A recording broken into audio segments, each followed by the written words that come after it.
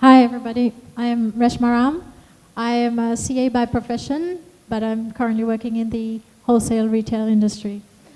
Actually, I'd like to say thank you to the organizers today for giving us this opportunity here to discuss the budget, and of course to AG and his team for giving us the time to ask the questions. So I only have one question, and that's in relation to the tax deduction on reduction of commercial rent. So to the AG and his team, I'm just wondering, the tax deduction is only for landlords that have commercial properties. What about landlords that have residential properties? Are there no deduction for them? No. This was, announced in the COVID-19 budget response because, as you would understand, a lot of the residential rental, a lot of it is very, unregulated.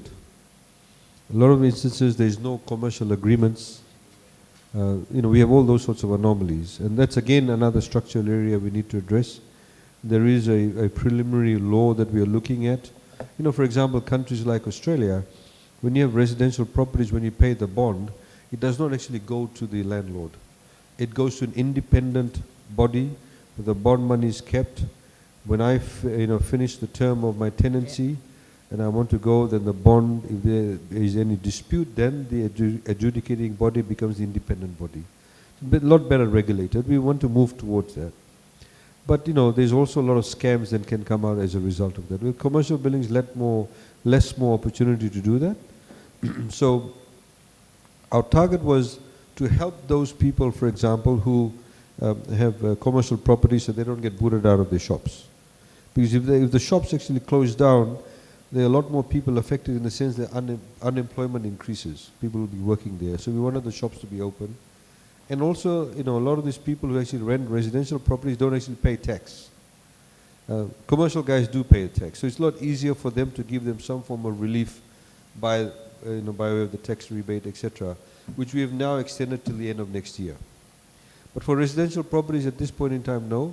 We have had some instances, you'd be surprised that the moment all of this started happening, we got people sort of being booted out. Some of them being very unreasonable.